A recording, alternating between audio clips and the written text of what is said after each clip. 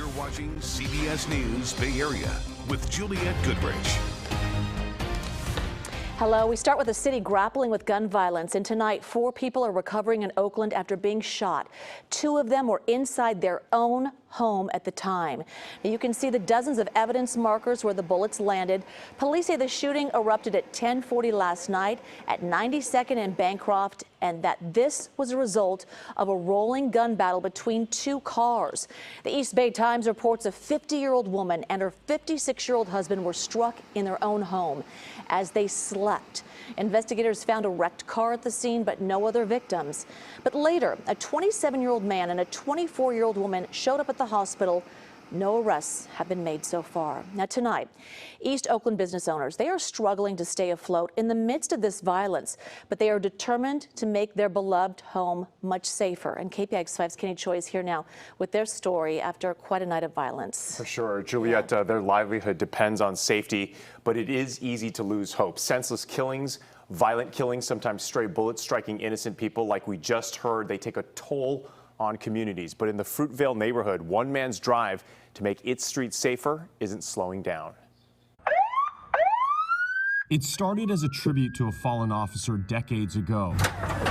Giving his time and resources, Jose Ortiz transformed this 91 Crown Victoria patrol car into the first police lowrider in the country. The purpose of this car was to help build the bridge between police and kids in the community. He wanted troubled teens to engage with officers and not from the back seat of a car. Downtown, Chinatown, but here in East Oakland, it's out of control. Councilman Noel Gallo first helped Ortiz in the mid-90s to make the lowrider a reality. I grew up here in East Oakland. Spent all my years in life here, raised my family, but I've never seen it this bad.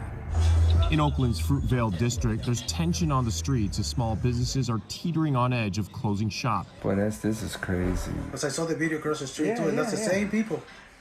Yeah, well, the guys come out with had machine guns on them. This car audio shop got ransacked not long after another nearby business got hit too. 33 years I never have this type of problems. That's the first time. As crime skyrockets, so do insurance rates. I lost insurance because it used to be paid $3,000 and then going up to $8,000, then going up to $14,000, $18,000. Torres just emptied his life savings to repay customers some $150,000 worth of stolen equipment from his customers' cars. Some businesses choose to report it, and some are afraid because they don't have the documentation, and the reality is some don't have the business permit to be doing business.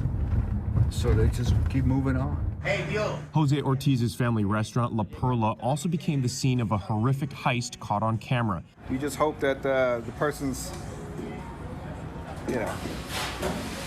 not going to pull that trigger. You see what happened with my son in my own restaurant. You know, he almost got killed in a fraction of 30 seconds just for a necklace.